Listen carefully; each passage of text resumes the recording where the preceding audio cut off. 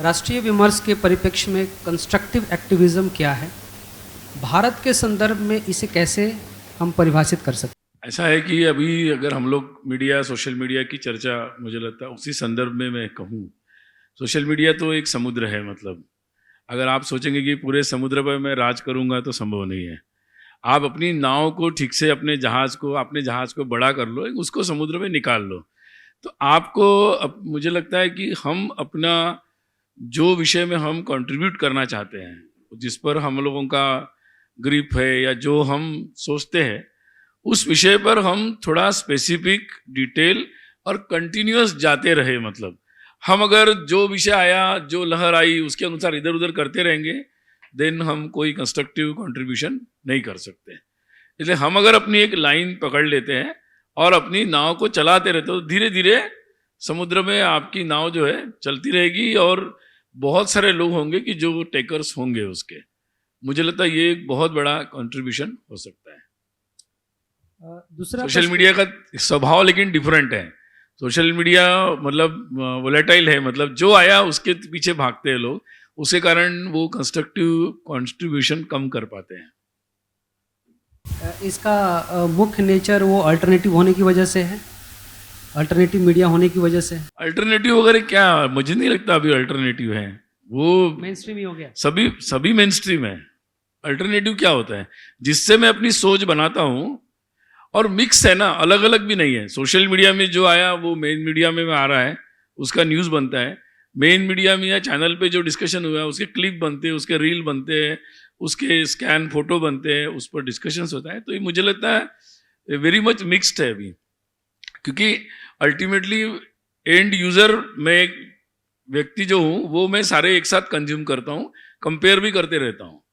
तो इसको आप अल्टरनेटिव वगैरह मत बोलिए। मैं डॉक्यूमेंट्री से भी प्रभावित होता हूँ, ओटीटी फिल्म देखता हूँ उससे भी प्रभावित होता हूँ, थिएटर की मूवी से भी होता हूँ।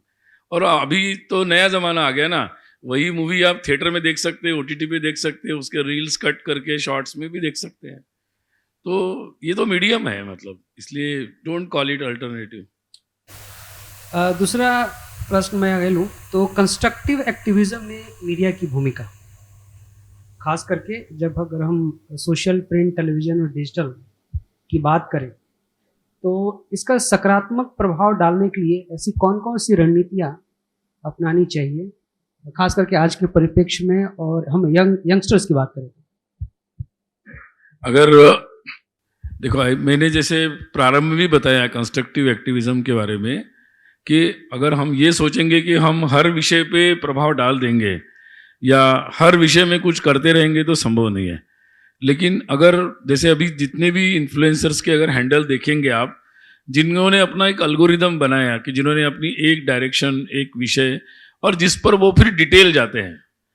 मतलब अगर खान सर का वीडियो है तो सब देखते हैं, क्योंकि वो उन्होंने अपनी एक स्पेशलिटी बनाई, उदाहरण के तौर पर बताऊं तो ऐसे जो लोग अपने, इसलिए मुझे लगता है कि आप 2, 3, 4 कोई इश्यूज सिलेक्ट कर सकते हैं, और जिसमें डिटेल जाना चाहिए, जिसमें प्राइमरी सोर्स होना चाहिए, आपका कुछ ग्राउंड लेवल पे अध्ययन होना चाहिए।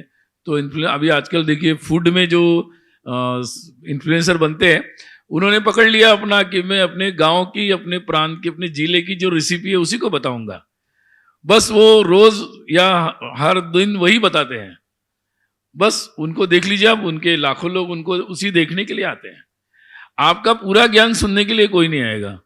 तो मुझे लगता है कि रणनीति यही होनी चाहिए कि हम एक विषय पकड़ लें, उससे पूरी दुनिया बता दें। मतलब जैसे उदाहरण के तौर पर हमने ये एक सोच लिया कि हम अपने जिले के कोई ऐतिहासिक स्पॉट के बारे में बताएंगे। अब आप उसको बताते समय आप पूरे देश की राजनीति बता दीजिए, हिस्ट्री बता दीजिए, इंटरनेशनल पॉलिटिक्स बता दीजिए, वो चलेगा, लेकिन आपका पॉइंट फिक्स होना चाहिए। ये पॉइंट है मेरा, this is my railing point, वो फिक्स होना चाहिए। तो मुझे लगता है ये हो सकता है। नहीं तो आजकल क्या होता है कि मतलब डोंट कोई अदरवाइज नहीं लेना चाहिए। क्या होता है कि अगर हम हर विषय में इन्फ्लुएंशियर नहीं हो सकते।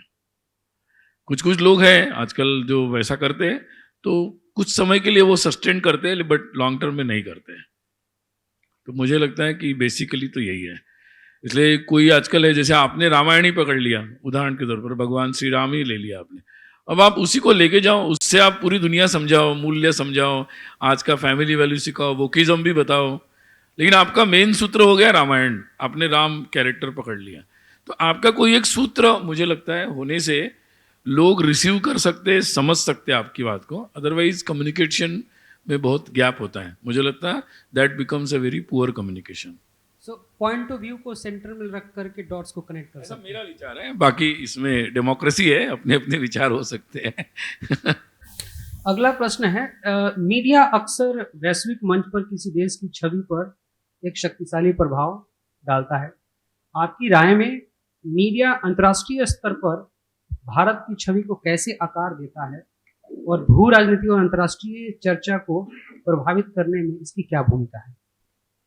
अभी जैसे वो बता रहे थे ना कि किस तरीके से मतलब लॉबी चलती है और वो फिर भूमिकाएं बना देते हैं, और जैसे हमारे कोरोना के समय भी बहुत सारा कितना निगेटिव चित्र भारत के बारे में बनाया, लेकिन धीरे धीरे हमारे यहाँ के जैसे माध्यम थे, मीडिया, सोशल मीडिया, सब ने, इवन इंडिविजुअल इन्फ्लुएंसर्स ने जिस तरीके से दिखाया कि किस तरीके से आम लोग भी काम कर रहे हैं, गांव में भी लोग कैसे हमारे डिसिप्लिन का जो भी अनुशासन था उसका पालन कर रहे हैं, कैसे हमारे एक पुलिस का व्यक्ति है, सामान्य पुलिस है जिसकी इमेज जनरली हमारे मन में अलग ही रहती है, वो भी रात दिन करके मतलब प्रभाव अच्छा काम करे। जैसे एक पुलिस वाले का ही वीडियो आया था, एक किसी ने उसी की स्टोरी बनाई, पुलिस वालों पर ही उसने स्टोरी बनाई कि कैसे वो रात दिन काम कर रहे हैं, जिसके कारण ड्यूटी घर में भी नहीं आ पा रहे, बच्चे को दूर से देख के जा रहे हैं, अपने छोटे बच्चे को। तो ये सब चीज़ें जो है एक पॉजिटिविटी बनाती है और जिसका प्रभाव बहुत जाता है। और मुझे लगता है कि एक अंतर्राष्ट्रीय मीडिया, हमारे देश की भी एक मीडिया थी जिन्होंने स्टोरी बनाई कि गंगा के किनारे लाशें मतलब बहाई जा रही है और वगैरह, बहुत निगेटिव। और वो फिर मुझे लगता है कोरोना के समय, और फिर मुझे लगता है शायद वॉशिंगटन पोस्ट या कौन सा पेपर था, न्यूयॉर्क टाइम्स ने वो बड़ा हेडलाइन बना दिया, जबकि उनके देश में अभी भी लाशें पड़ी हुई है जिनको अभी तक क्रिमेशन नहीं मिला है। लेकिन फिर हमारे देश में ये जो स्टोरीज आई, जैसे देखिए हमारे देश में कैसा प्रभाव पड़ा। एक तरफ लोग बता रहे थे कि लोग पैदल जा रहे हैं, लेकिन उसी पैदल जाने को हमारे सोशल मीडिया के इन्फ्लुएंसर्स ने उत्सव बना दिया। क्यों? क्योंकि लोग जा रहे हैं, लोग उनको चप्पल भी दे रहे, पुलिस वाले चप्पल पहना रहे, खाना खिला रहे, ट्रेनों में लोग जा रहे, स्टोरी बनाई गई कि मतलब लोगों को ऐसा हो रहा है, लेकिन स्टेशनों पर लोग उनको मदद कर रहे हैं।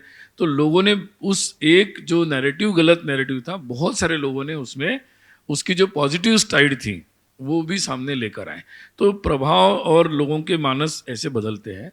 तो मुझे लगता है कि हम बड़े न्यूयॉर्क टाइम्स के स्टोरी को भी चैलेंज कर सकते हैं इन्फ्लुएंसर्स, ऐसा कुछ नहीं है अभी आज की दुनिया में। बस हमें, लेकिन वो हमारे पास एक लाइन चाहिए कि हमें किस लाइन पे जाना है, फिर उसमें बहुत सारी स्टोरीज डेवलप होती है, और फिर वो स्टोरीज मेन मीडिया की भी स्टोरीज बन गई, और चैनल वाले, बड़े बड़े चैनल वाले उसी से क्ल्यू लेकर अपनी स्टोरी डेवलप करने के लिए ऑन द स्पॉट गए।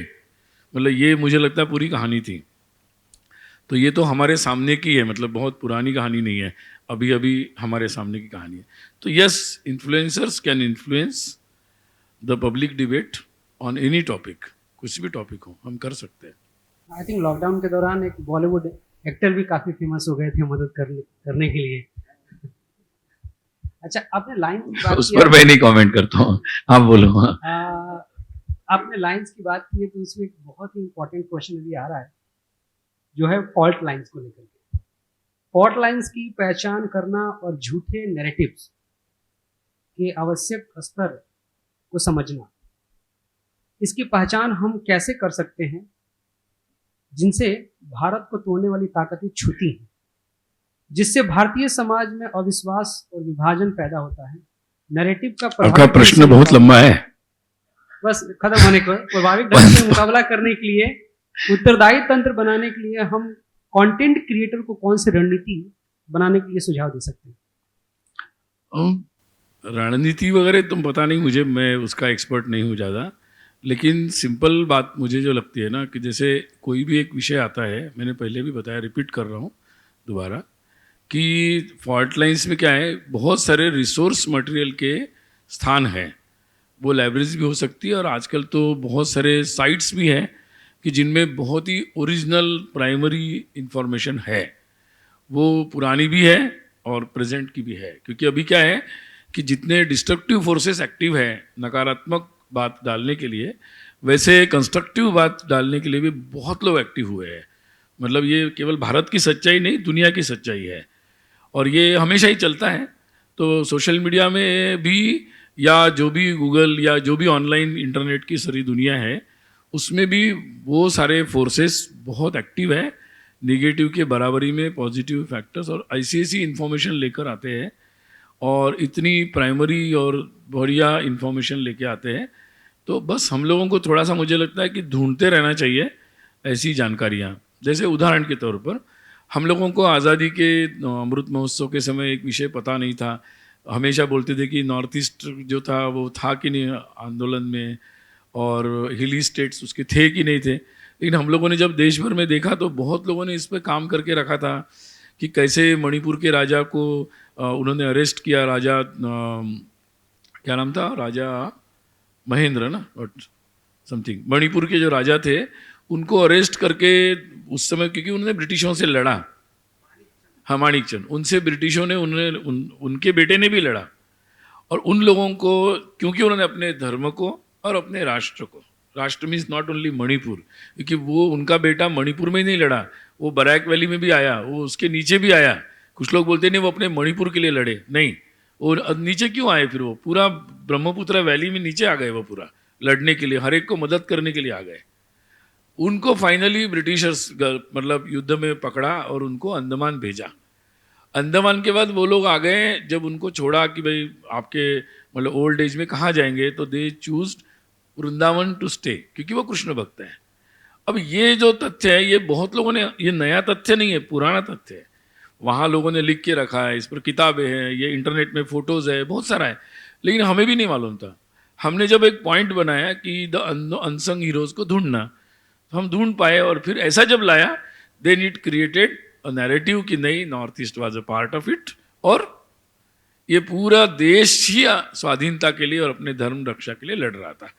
तो मुझे लगता है कि इस तरीके से बहुत सारे तथ्य उपलब्ध हैं और बहुत सारे ऐसे एक्सपर्ट्स हैं कि जिन्होंने अपनी जानकारियां जिनके पास है, जो ऑनलाइन में उपलब्ध है।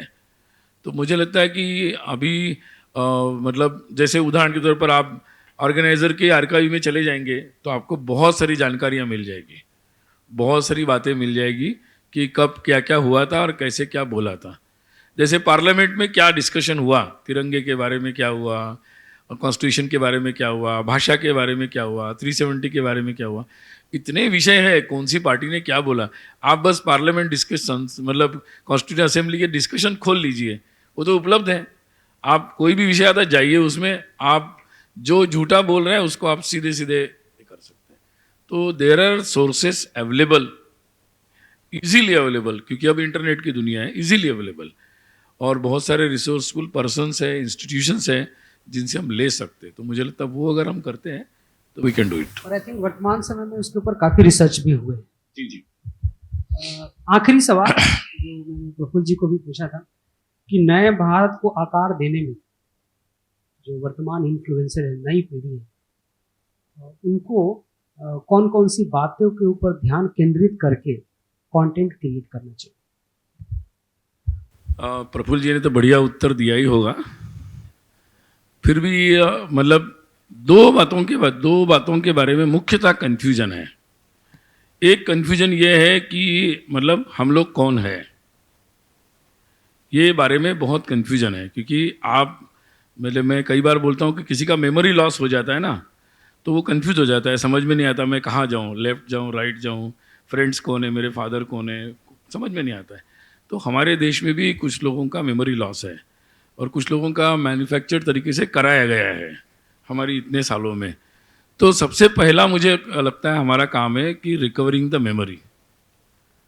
तो इसलिए रिकवरिंग द मेमोरी में आप जो जैसा होगा, जो भूल गया होगा वो याद दिलाओ, उसको घर याद नहीं तो घर याद दिलाओ, उसका धर्म याद नहीं धर्म याद दिलाओ, किसी को अपने पूर्वज याद नहीं वो याद दिलाओ, किसी को मालूम नहीं है कुछ, जो मालूम नहीं वो याद दिलाओ। तो रिकवरिंग द मेमोरी मुझे लगता है फर्स्ट मतलब टास्क है, जिसमें जो जितना कंट्रीब्यूट करे वो कम ही है मतलब।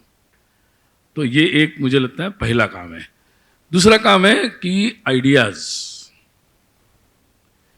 people are very much bankrupt about our ideas, very much bankrupt. और जब मैं खाली दिमाग हूँ तो मुझे, जैसे उदाहरण के तौर पर, मुझे पता नहीं था, मैं अगर आज के जन्म में हूँ तो मैंने देखा कि मशीन से कॉफ़ी बनती है, तो मेरा नॉलेज है मशीन से कॉफ़ी, क्योंकि मैंने मशीन से ही देखी। तो अब उनको आइडिया ही नहीं है कि भाई कॉफ़ी हाथ से बनती है, कॉफ़ी के 10 प्रकार होते हैं, या किसी को लगता है कॉफ़ी डे में या मतलब और कौन से ब्रांड्स है, मतलब उनमें ही कॉफ़ी बनती है, because they have not seen कि घर में भी कॉफ़ी बनती है, अच्छी बनाई जाती है, उसकी अलग टेस्ट होती है, मालूम ही नहीं है। तो ये सिंपल उदाहरण है, मतलब अगर आप जाएंगे तो मालूम ही नहीं उन लोगों को कि मशीन के बिना कॉफ़ी बनती है। अब वही इम्प्रेशन हमारे यहाँ की बहुत लोगों का है। तो so it's a crisis of idea कि आप एक चीज़ को 10 प्रकार से कर सकते हैं। You can have a new creative idea. You can take the clue from old ideas. That you can drive the principle from old experiences. ये आइडिया का बहुत बड़ा क्राइसिस है। इस कारण से पूरी दुनिया एक ही लाइन में चलना चाहती है। भाई फेसबुक पे ये एल्गोरिदम आ गया तो फेसबुक को ही चलाओ, उसी से दुनिया चलेगी। अरे नहीं भाई, आप और भी कुछ कर सकते हो, दूसरे भी तरीके हैं, और भी तरीके हैं। तो ये आइडिया क्राइसिस आज के जनरेशन में बहुत बड़ा है। तो मुझे लगता है कि हम नई आइडियाज़ के बारे में, जो पुरानी भी हो सकती है, जिस आइडिया के बारे में हम जितना कंट्रीब्यूट कर सकते हैं, एक बड़ी बैंक बन जानी चाहिए कि भाई ये चीज़ को आप ऐसे कर सकते हो। भाई मैं यहाँ से अहमदाबाद से मुझे समझो जाना है भुज, तो देर आर 100 रास्ते हैं, 100 रास्ते हैं उसके। और मैं सूरत जाके भी जा सकता हूँ, मैं मुंबई से फ्लाइट से भी जा सकता हूँ, बहुत रास्ते हैं मेरे पास। उससे शायद मैं जल्दी भी पहुँच जाऊँ, मैं समुद्र से जा सकता हूँ। तो आइडिया ही नहीं है लोगों को। अब मैंने पूछा भाई भुज से मैं समुद्र से मुंबई जा सकता हूँ, आइडिया नहीं है, क्योंकि देखा ही नहीं किसी ने। तो आइडिया, एक सिंगल आइडिया पर ही सब लोग चलते हैं, उसके कारण प्रॉब्लम हो रही है। और जैसे अभी विजुअल वर्ल्ड आ गया है, मैं 1 मिनट और लूँगा। विजुअल वर्ल्ड आने से क्या होता है कि आपकी आइडिया फिक्स हो जाती है। मतलब अच्छा है विजुअल वर्ल्ड। जैसे पुराने समय में क्या होता था कि आपने एक कथा सुनी, आपने सुना कि बहुत सुंदर हवाएं चल रही थी, सुंदर पहाड़ था, तो आपने कल्पना शुरू की अपने हिसाब से कि मेरे घर का सुंदर पहाड़ था, वृक्ष ऐसा था, फल वैसे थे। मैंने अपनी इमेजिनेशन है मेरा। अब मैंने 10 बार फिल्म में देख लिया कि सुंदर मतलब ऐसा होता है स्विट्जरलैंड का। तो I have fixed idea that is beautiful place. तो फिर हजारों लोग वहीं ट्रैवल करने जाते हैं, हजारों ट्रैवल कंपनियां वही चित्र दिखाते हैं, उसी से लोग गुजरात से निकलकर वहीं जाते हैं ट्रैवल करने। But I should put the new idea, नहीं भाई, आपको एक दूध पोखरी नाम का स्थान है कश्मीर में, वहां जा सकते हैं आप। अमरनाथ के साथ साथ बूढ़ा अमरनाथ भी जा सकते हैं। मतलब आपके पास बहुत सारी जगहें हैं ऐसी कि जहां आप जा सकते हैं। आप मेघालय में जाएंगे तो चेरापूंजी नहीं, और भी 10 जगहें हैं। आप अरुणाचल जाएंगे तो आप जीरो में भी जा सकते हैं, जहाँ सबसे बड़ी शिव की मूर्ति है, वो भी देखने जा सकते हैं, और आपको बहुत सुंदर लगेगा। तो ये मतलब बहुत बड़ा क्राइसिस है आइडियाज़ का। तो मुझे लगता है कि we have to contribute in making the एक बड़ा ब्रॉडर आइडिया लोगों को आना चाहिए, कंसेप्ट। तो ये हमारी पूरी सिस्टम जो है वो सिंगल आइडिया पे चलने के लिए बोलती है, इसके कारण प्रॉब्लम होता है। हमारे जजेस को भी, मतलब बोलना नहीं चाहिए मुझे, हमारे जजेस को भी इसी कारण से प्रॉब्लम होता है। उनको लगता है कि यही रास्ता है, इसलिए वो ऐसे कमेंट्स करते रहते हैं, मतलब, और उसके कारण बहुत सारी विषय आते हैं। बढ़िया है।